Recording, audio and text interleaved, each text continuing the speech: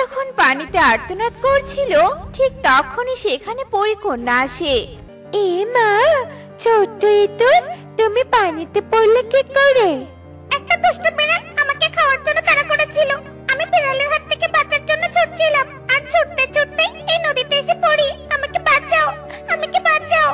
তুমি চিন্তা করো না, আমি এক্ষুনি তোমাকে উপরে নিয়ে আসছি। যাক বাবা, বাঁচলাম। পরিকন্যা, তুমি অনেক ভালো।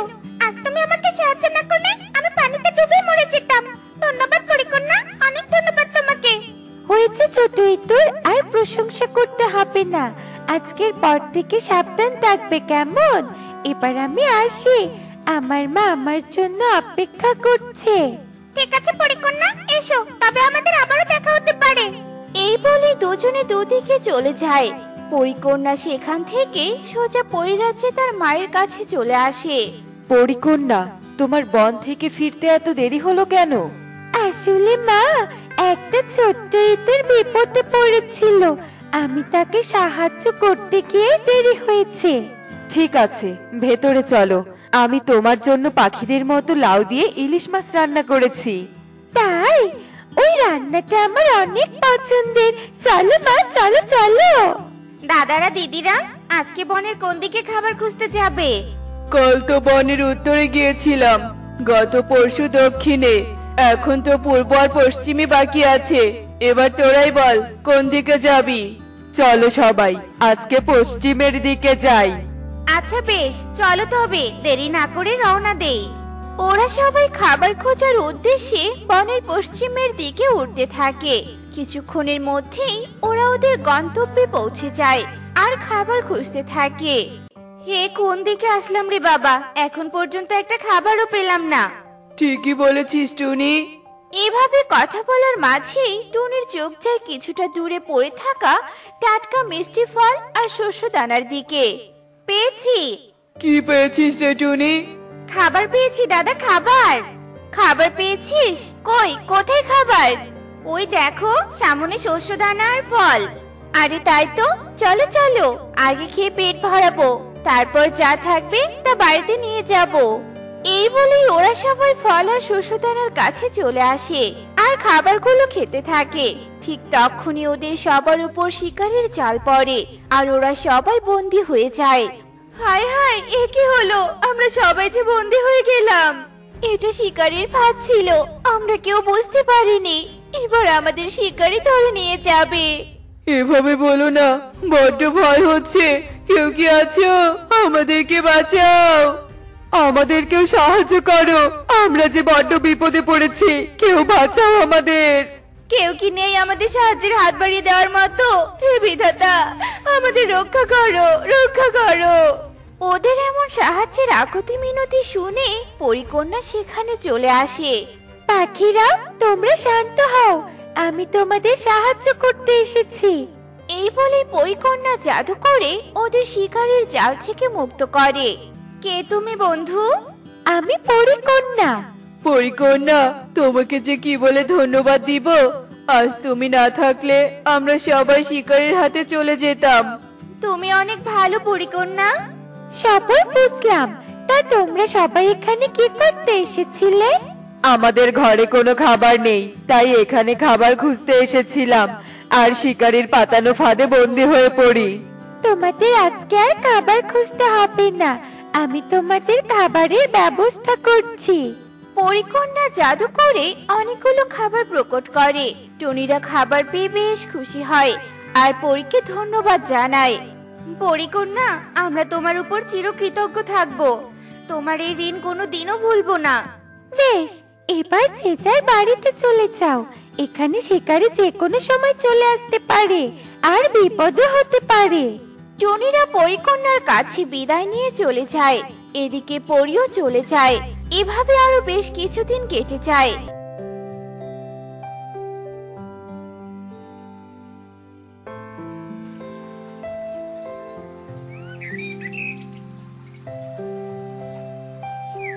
একদিন, আরে এই চিঠিটা কিসের? আর এখানেই বা পড়ে আছে কেন? দেখি তো কি লেখা আছে এতে।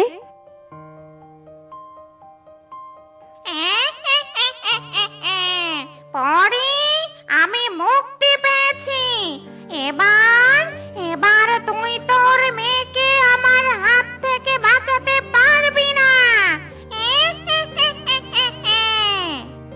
ডাইনি, এ তো ডাইনির চিঠি।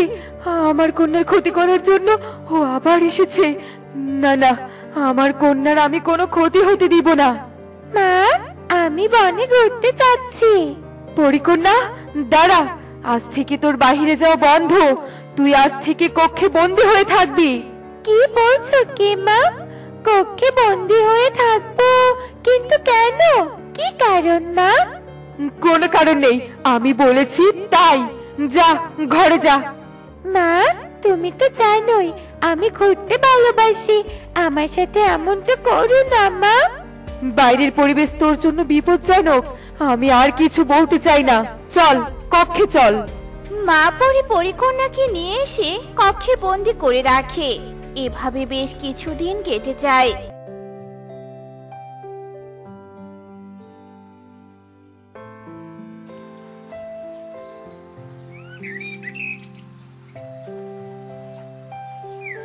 আমি যে আর বন্দি হয়ে থাকতে পারছি না।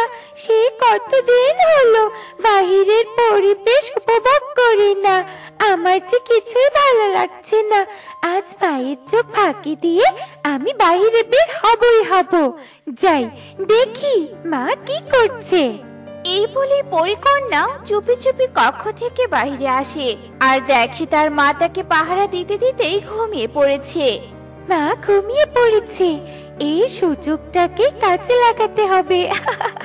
এই বলে পরিকন্যা লুকিয়ে বন ঘুরতে বেরিয়ে পড়ে।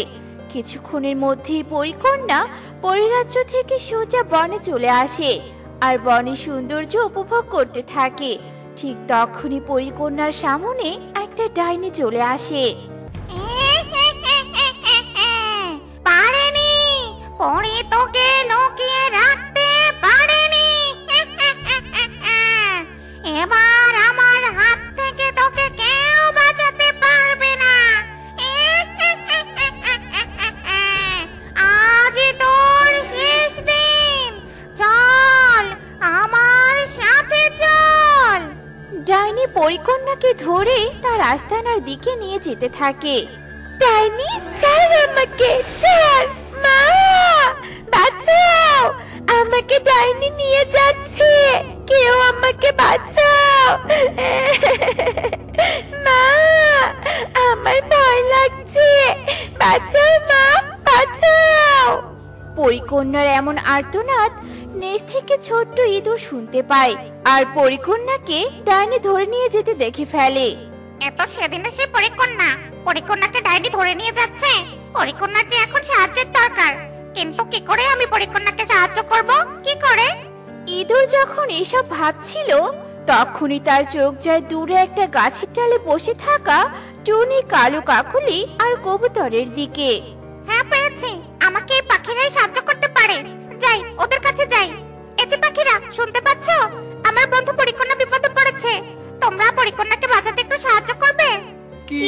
পরিকন্যা বিপদে পড়েছে? আমরা সাহায্য করব পরিকন্যাকে। তোমরা পরিকন্যাকে চেনো? হ্যাঁ, চিনি। পরিকন্যা একদিন আমাদের সবাইকে বিপদ থেকে রক্ষা করেছে। এবার বলো তো পরিকন্যার কি হয়েছে? আমি দেখলাম একটা ডাইনি পরিকন্যাকে ধরে নিয়ে যাচ্ছে আর পরিকন্যা সাহায্যের জন্য চিৎকার করছে। কি? ডাইনি ধরেছে পরীকে? আমি ডাইনির হাত থেকে পরীকে বাঁচাতে যেতে পারবো না বাবা। আমি এত তাড়াতাড়ি মরতে চাই না। দাদা, কি বলছো কি এসব? পরিকন্যা একদিন আমাদের বাঁচিয়েছিল, এটা কি ভুলে গেলে নাকি? আজ আমাদের ঋণ পরিশোধের সময় এসেছে দাদা। চলো পরিকন্যাকে বাঁচাতে যাই। টনি, আমরা মরতে যেতে পারবো না। তোর মরার এত শখ, তুই একাই যা। কালু, কবুতর দাদা, চলো এখান থেকে। এরা অকৃতজ্ঞ, এরা ভীষণ অকৃতজ্ঞ। এদের মতো পাখিদের ভুল করেও সাহায্য করা উচিত নয়। টনি বন্ধু, আমি তোমার সাথে যাচ্ছি। আমরা দুজনে পরিকন্যাকে বাঁচাবো। আর দেরি নয়, চলো তাড়াতাড়ি পরিকন্যাকে খুঁজি। ডাইনি তাকে যে কোথায় নিয়ে গেছে। টনি আর ইঁদুর পরিকন্যাকে খুঁজতে থাকে। এদিকে ডাইনি তার আস্তানায় পরীকে নিয়ে এসে বন্দি করে রাখে। তোর মায়ের জন্য আমি আমার জীবনের অর্ধেক সময় বন্দি কাটিয়েছি। তোর মা আমার জীবনটা বিষিয়ে দিয়েছে। আজ তোকে মেরে আমি সব কিছুর প্রতিশোধ নিব, প্রতিশোধ। ইঁদুর বন্ধু, পরিকন্যাকে তো খুঁজে পেলাম, এবার পরিকন্যাকে মুক্ত করব কি করে? এই শুনে ইঁদুর এদিক ওদিক তাকিয়ে একটা পাথর তুলে টুনির দিকে বাড়িয়ে দেয়। এই পাথরটা ডাইনির মাথা বরাবর ছুঁড়ে মারো, তবে কাজ হয়ে যাবে। টুনি ইঁদুরের কথা মতো পাথরটা নিয়ে ডাইনির দিকে ছুঁড়ে মারে। পাথর গিয়ে সোজা ডাইনির মাথায় আঘাত করে, আর ডাইনি সাথে সাথেই অজ্ঞান হয়ে মাটিতে পড়ে যায়। কাজ হয়েছে, চলো পরিকন্যাকে নিয়ে এক্ষুনি এখান থেকে কেটে পড়ি। টুনি পরিকন্যাকে মুক্ত করে আর সেখান থেকে পালিয়ে অনেক দূরে চলে আসে। তোমাদের দুজনকে অনেক ধন্যবাদ। তবে বনের আর পাখিরা কোথায়? তোমরা দুজনই বা কেন এত ঝুঁকি নিয়ে আমাকে বাঁচাতে এসেছিলে? কি আর বলবো পরিকন্যা, আমি ওদের সবাইকে ডেকেছি তোমাকে সাহায্য করার জন্য, কিন্তু কেউই আসেনি, সবাই মুখ ফিরিয়ে চলে গেছে। ওরা স্বার্থপর, আসলে বিপদের বন্ধু প্রকৃত বন্ধু। তোমরা আজ থেকে আমার প্রকৃত বন্ধু। বন্ধুরা, আজ থেকে তোমরা আমার সাথে পরিরাজ্যে থাকবে। চলো বন্ধুরা, আমার সাথে চলো। পরিকন্যা টনি আর ইঁদুরকে পরিরাজ্যে নিয়ে আসে আর বেশ সুখে দিন কাটাতে থাকে। দেখলে তো বন্ধুরা, বিপদের বন্ধুই আসল বন্ধু, আর যে আমাদের উপকার করে তাকে একবার হলেও উপকার করা উচিত। এমনই সব মজার মজার শিক্ষণীয় টুনি পাখির গল্প পেতে আমাদের পাশেই থেকো। আর গল্পটি কেমন হয়েছে তা কমেন্টে জানাতে ভুলো না কিন্তু। Bye bye.